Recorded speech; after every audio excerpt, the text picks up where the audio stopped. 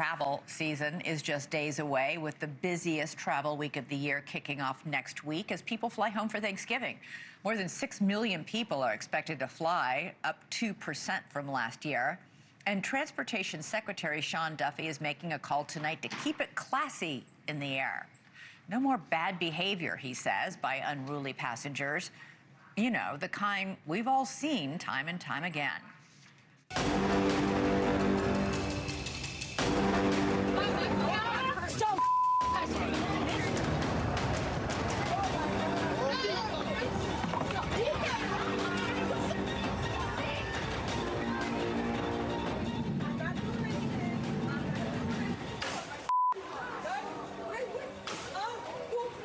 Things aren't what they used to be. Some would call it the golden age of travel. Let's bring civility and manners back. Okay, I love it. They set that to that ominous music. But when Transportation Secretary Duffy calls for the golden age of travel to come back, like the days of our grandparents, he doesn't mean too friendly like this couple. The epidemic of unruliness in the air has, in fact, skyrocketed. The number of unruly passenger events has doubled since before the pandemic, with a 400% increase in outbursts on planes since 2019. 1 in 5 flight attendants reports experiencing physical altercations on the job. All unacceptable, says Duffy, who's encouraging air travelers to say please and thank you to airport staff, help out older flyers first and pregnant women with their bags, keep control of your kids, and please dress respectfully for the flight. But is his message tone deaf? Aren't there bigger issues facing the air travel industry right now, like flight delays and air traffic control shortages and antiquated equipment in the air traffic control towers like circa 1975?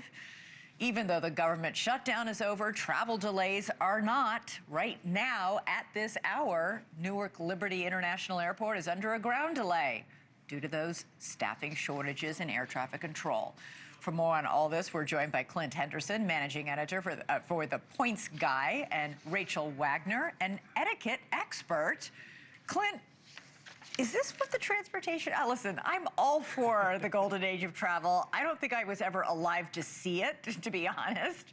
But what do you make of this? So the golden age of travel, there was very few people traveling. They had a lot of space on the planes. Planes weren't crowded. It was also very expensive, so it was out of reach for most Americans. So we're definitely not going back to the golden age of travel. I think one thing they could do to help would be, you know, not completely sell to planes. But it's interesting. Oversell. Yeah, I mean, routinely now. Exactly. You know, I'm sorry, we've got, 289 people for a 70-seat flight. Yeah, no, and I think it's really interesting to me that they're calling for civility at the same time we're going backwards on passenger rights. So what do you mean by that? Well, the Trump administration just threw out a rule that had been proposed by the Biden administration that would have compensated passengers for long delays and cancellations. And so I think there's a sort of collective frustration among passengers who are paying more for less space in general. And so I don't think we're going back to the golden age of travel, but I do appreciate the message from Duffy and the White House saying that we need to be respectful. I think use common sense is, the golden rule applies here too. Use common sense, don't dress like a total slob, be nice to people. I mean, these are all good messages, but it would be nice to have some very robust passenger rights as well. Right, well, maybe those rules also apply to just life in general. Rachel, flying is often very frustrating. We've seen and we've been playing these videos and pictures of unruly passengers wearing hot pants and halter tops, going barefoot on the airplanes. I'm talking about you, RFK Jr. What do you make of this? Like, I'm always shocked when I see somebody going barefoot on the airplane. Well, we all know that our society has become much more casual, Elizabeth, than it was even 10 years ago. And people just take that casualness wherever they go and really don't put a lot of thinking into how they're choosing their attire for what their activity or event is.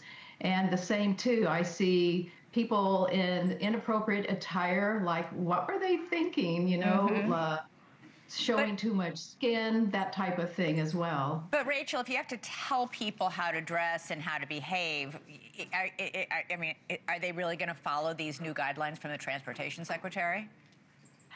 people tend to do what they see other people doing versus thinking, well, do I have to follow that rule? You know, the airlines want us to dress respectfully. Most airlines have that in their general guidelines on their websites, but there's no way they can specify what specific attire to wear. And it really, unfortunately, some people just don't have that common sense. And I think when I walk into a plane, I'm often in, the economy class, but I have to walk through first class to get there.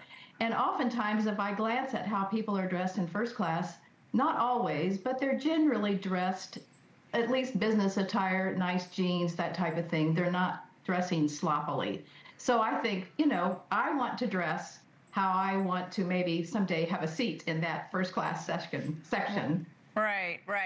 Clint, listen, there's part of this is a safety thing, too. You and I were discussing in the commercial break.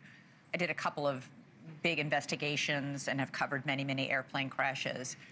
I don't ever wear flip-flops on an airplane, not because I don't wear flip-flops, but because if something happens, that's the worst thing to be wearing when I have to get out in an emergency evacuation. Wear tennis shoes or wear flat shoes of some kind, wear jeans or something, that you can move around easily in and be comfortable in for a long period of time.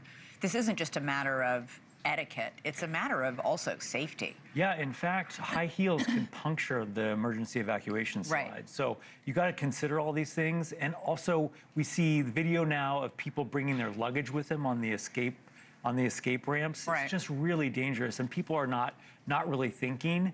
And so, we have to have a return to civility, but it would also help if we had friendlier skies in general. And if we stopped overselling and overpacking these airplanes. Absolutely. And all the passengers weren't overpacking those overhead bins. And don't get drunk at the airport. Yeah, maybe don't get wasted before you get in line and then lose your cool because somebody's, done something to offend you. Rachel Wagner, I didn't even know there was such a thing as an etiquette coach. It's great to meet you. I think we need to have you everywhere these days because guess what? A little kindness, a please and a thank you, not, going barefoot, can get you a long way. Clint Henderson. Absolutely. Thank you both so much. Really appreciate it. Thank you for watching. Subscribe below and download our NewsNation app right now on your phone, and you will get fact-based, unbiased news for all Americans.